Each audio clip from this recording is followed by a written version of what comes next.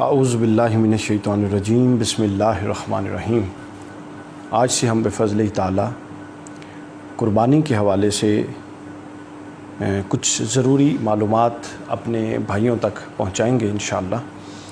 اس پوری گفتگو کا طریقہ کار اور منہج یہ ہوگا کہ سب سے پہلے ہم جو احکام ہے وہ قرآن مجید سے، اگر قرآن کی کوئی صریح آیت اس حوالے سے ہے تو وہ بیان کریں گے۔ اس کے بعد حدیث پاک کا بیان ہوگا، حضور نبی اکرم صلی اللہ علیہ وسلم نے جو فرمایا اس حکم سے متعلق۔ اس کے بعد ائمہ اربعہ کی آراء میں آپ کے سامنے پیش کر دوں گا، کسی رائے کو ترجیح دیے بغیر آپ کے سامنے ائمہ اربعہ، امام اعظم ابو حنیفہ رضی اللہ تعالیٰ عنہ، امام شافعی رضی اللہ تعالیٰ عنہ، امام مالک رضی اللہ تعالیٰ عنہ اور امام احمد بن حنبل رضی اللہ تعالیٰ عنہ، تاکہ ایک پورا وسیع تصور کسی بھی حوالے سے آپ کے خدمت میں پیش کیا جائے۔ سب سے پہلے قربانی کی مشروعیت کے حوالے سے، اس کا جو مشروعیت ہے یہ 3 ہجری کو مشروع ہوئی، اور اس کی مشروعیت قرآن مجید، سنت نبوی، اجماع صحابہ اور اجماع امت سے ثابت ہے۔ قرآن مجید میں سورہ الکوثر میں اللہ رب العزت نے فرمایا فصلی لربک وانحر، اور آپ اپنے رب کی خوشنودی کے لیے نماز پڑھیے اور قربانی کیجیے۔ ونحر امر کا صیغہ ہے اور یہ حکم اور وجوب کے لیے آتا ہے۔ اس سے یہ وجوب کا استدلال یا احناف کا ہے جس کی بات آگے آ جائے گی۔ تو حکم موجود ہے کہ قربانی کیجیے اور نماز پڑھیے۔ اس کے بعد دوسری آیت سورہ الحج 22ویں سورت آیت نمبر 36، والبدن جعلناها لکم من شعائر اللہ، اور قربانی کے اونٹ اور گائیں کو ہم نے تمہارے لیے اللہ کے شعائر میں سے بنایا۔ شعائر اللہ علامات دین میں سے ہوتی ہیں۔ تو یہ قرآن مجید کی 2 آیات قربانی سے متعلق ہیں جو قربانی کا حکم دیتی ہیں۔ اس کے بعد حضور نبی اکرم صلی اللہ علیہ وسلم کی بہت ساری احادیث، جن میں سے حضرت سیدہ عائشہ صدیقہ رضی اللہ تعالیٰ عنہ سے مروی حدیث کہ یوم النحر جو ہے یعنی 10 ذی الحج کو آدمی کا کوئی عمل، 10 ذی الحج جو عید کا دن ہے، کوئی عمل اللہ کے ہاں خون بہانے سے زیادہ محبوب نہیں۔ قربانی قیامت کے دن اپنے سینگوں، کھروں اور بالوں سمیت آئے گی، اور اس کا خون زمین پر گرنے سے پہلے اللہ کے ہاں بلند مقام حاصل کر لیتا ہے۔ تو وہ جو پہلا حصہ ہے کہ قربانی کھروں اور بالوں اور اس سمیت آئے گی، تو وہ آ کے آپ کے میزان میں ہوگی، جس سے آپ کے نامہ اعمال میں وزن بڑھے گا۔ اس لیے حضور نے فرمایا کہ تم خوش نودی سے قربانی کیا کرو۔ یہ جو میں نے درمیان کا اضافہ کیا وزن بڑھے گا، یہ حدیث کا ٹیکسٹ نہیں، باقی اس کی توضیحات میں ائمہ محدثین لائے ہیں۔ حدیث کا متن یہ کہ اس دن یعنی یوم النحر 10 ذی الحجہ کو اللہ کے ہاں خون بہانے سے کوئی محبوب عمل نہیں۔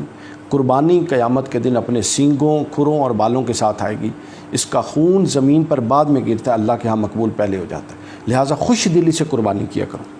اس حدیث کو امام حاکم نے، امام ابن ماجہ نے، امام ترمذی نے روایت کیا، اور انہی میں سے حضرت سیدنا انس بن مالک رضی اللہ تعالیٰ عنہ کی حدیث پاک بھی ہے۔ وہ بیان فرماتے ہیں کہ حضور صلی اللہ علیہ وسلم نے 2 سفید رنگ کے سینگوں والے مینڈھے قربان فرمائے۔ میں حضور علیہ الصلوۃ والسلام کو دیکھ رہا تھا جب آپ قربانی فرما رہے تھے، آپ نے اپنی اس کی گردن پر، جانور کی گردن پر اپنا ایک مبارک پاؤں رکھا ہوا تھا، اور آپ صلی اللہ علیہ وسلم بسم اللہ اور تکبیر اللہ اکبر پڑھ رہے تھے، اور اس کی گردن پر چھری چلا رہے تھے، اپنے دست مبارک سے ذبح کر رہے تھے، یعنی ذبح اپنے ہاتھ سے کرنا سنت ہوا۔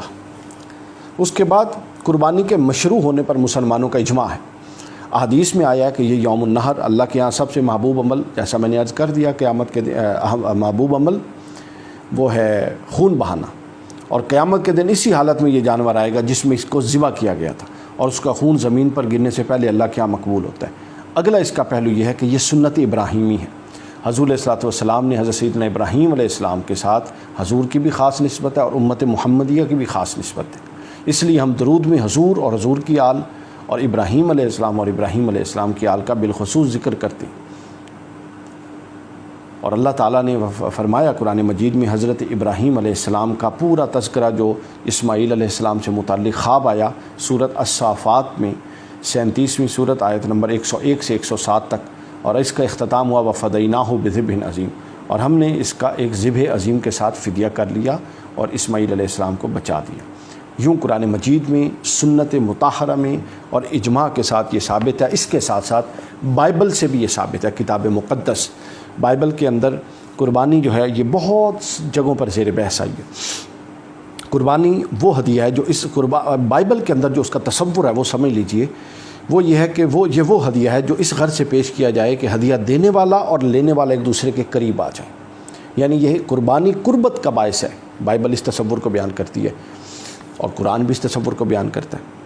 اس کے بعد اس سلسلے میں یہ بات دلچسپی سے خالی نہیں ہوگی کہ اٹونمنٹ، یہ ایک انگلش کا لفظ ہے جو بائبل میں بھی آیا ہے۔ اٹونمنٹ بنیادی طور پر قربانی کا ہم معنی کے طور پہ آتا ہے، جو اردو نسخے ہیں وہاں قربانی ہے، جو انگلش نسخے ہیں وہاں پر یہ لفظ ہے۔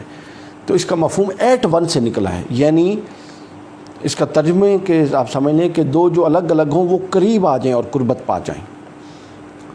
لفظ قربانی پرانے عہد نامہ کے عبرانی متن میں بھی کئی جگہ آیا، اردو تراجم میں بھی بے شمار جگہ آیا، نئے عہد نامہ میں بھی بہت ساری جگہوں پہ موجود ہے۔ نئے عہد نامہ میں یونانی متن میں صرف ایک جگہ پر ہے، مرکز میں اس کے 7ویں باب کی 11ویں آیت میں۔ اس کے علاوہ بہت ساری جگہوں پر یہ موجود ہے۔ اس کے علاوہ قربانی کی بائبل میں 5 قسمیں آئی ہیں۔ ایک سوختنی، جس کو جلانا سوختن سے ہے، دوسری سوختنی کی قربانی، دوسری نظر کی قربانی، تیسری سلامتی کا ذبیحہ، چوتھا خطا کی قربانی اور 5واں جرم کی قربانی، جرم کی کفارے کے طور پہ قربانی۔ اور بائبل میں اگر آپ اس کا پوری بائبل کا عہد نامہ جدید اور عہد نامہ قدیم کا اگر احاطہ کریں اور مطالعہ کریں تو آپ کو خوشگوار حیرت ہوگی۔ میں آپ کو فیکٹس بتاتا ہوں کہ قربانی کا ذکر 172 بار ہے بائبل میں، عہد نامہ جدید اور قدیم دونوں ملا کے تمام کتب میں، اور قربان گاہ کا ذکر 36 بار سے زائد ہے کہ حضرت ابراہیم علیہ السلام جو چلا کرتے تھے، آپ جہاں سفر فرماتے وہاں پر جب قیام کرتے تو عبادت گاہ اور قربان گاہ دونوں کو بنا دیتے، اتنی اس کی اہمیت ہے۔ اللہ تعالیٰ سے دعا ہے کہ ہمیں یہ قربانیاں کرنے اور اس کو اپنی بارگاہ میں شرف قبولیت بخشی، اخلاص سے کرنے کی توفیق عطا فرمائے۔